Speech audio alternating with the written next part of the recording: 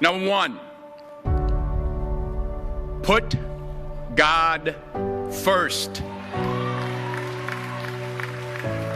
Put God first in everything you do. Everything that you think you see in me, everything that I've accomplished, everything that you think I have, and I have a few things, everything that I have is by the grace of God. Understand that. It's a gift. 40 years ago, March 27th, 1975, it was 40 years ago, just this past March, I was flunking out of college. I had a 1.7 grade point average. I hope none of you can relate. I had a 1.7 grade point average. I was sitting in my mother's beauty shop. They still call it beauty shops now? What they call it now?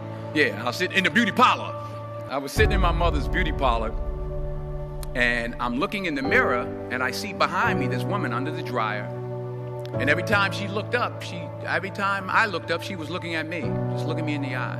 And I didn't know who she was, and I said, she said, somebody give me a pen, give me a pencil, I have a prophecy. March 27, 1975, she said, boy, you are gonna travel the world and speak to millions of people. Now mind you, I was flunked out of college. I'm thinking about joining the army. I didn't know what I was gonna do, and she's telling me I'm gonna travel the world and speak to millions of people. Well, I have traveled the world, and I have spoke to millions of people.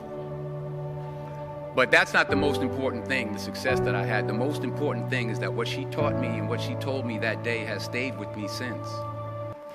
I've been protected, I've been directed, I've been corrected.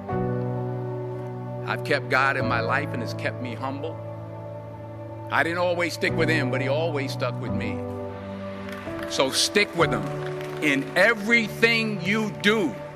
If you think you want to do what you think I've done, then do what I've done and stick with God. Number two, fail big.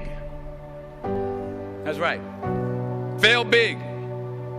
Today's the beginning of the rest of your life, and it can be very frightening. It's a new world out there. It's a mean world out there, and you only live once. So do what you feel passionate about. Take chances professionally. Don't be afraid to fail. There's an old IQ test, was 9 dots, and you had to draw 5 lines with a pencil within these 9 dots without lifting the pencil. The only way to do it was to go outside the box. So don't be afraid to go outside the box. Don't be afraid to think outside the box. Don't be afraid to fail big, to dream big. But remember, dreams without goals are just dreams, and they ultimately fuel disappointment. So have dreams, but have goals. Life goals, yearly goals, monthly goals, daily goals. I try to give myself a goal every day. Sometimes it's just to not curse somebody out. Simple goals, but have goals. And understand that to achieve these goals, you must apply discipline and consistency. In order to achieve your goals, you must apply discipline, which you have already done, and consistency every day, not just on Tuesday and miss a few days. You have to work at it every day. You have to plan every day. You've heard the saying, we don't plan to fail, we fail to plan. Hard work works. Working really hard is what successful people do.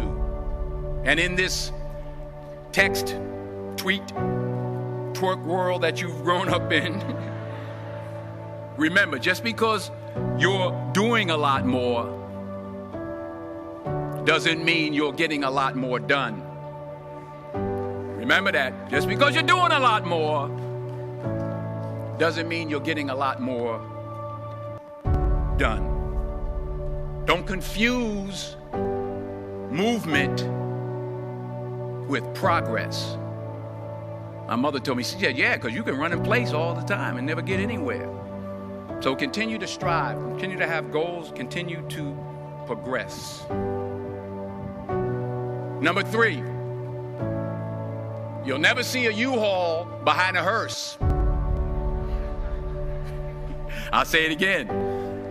You'll never see a U-Haul behind a hearse. I don't care how much money you make, you can't take it with you. And it's not how much you have. It's what you do with what you have. We all have different talents. Some of you will be doctors, some lawyers, some scientists, some educators, some nurses, some teachers. Yeah, okay. Some preachers. The most selfish thing you can do in this world is help someone else. Why is it selfish? Because the gratification, the goodness that comes to you, the good feeling that I get from helping others, nothing's better than that.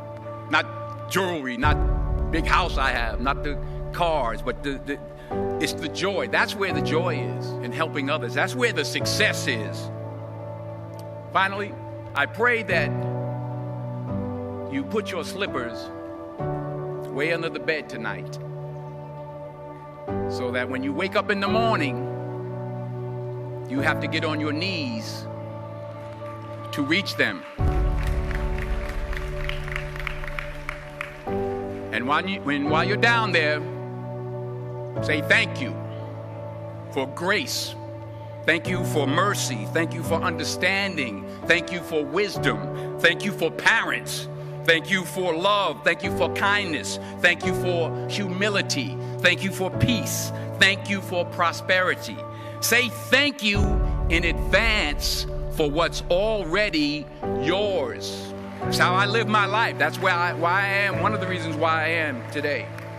Say thank you in advance for what is already yours. True desire in the heart for anything good is God's proof to you, sent beforehand to indicate that it's yours already.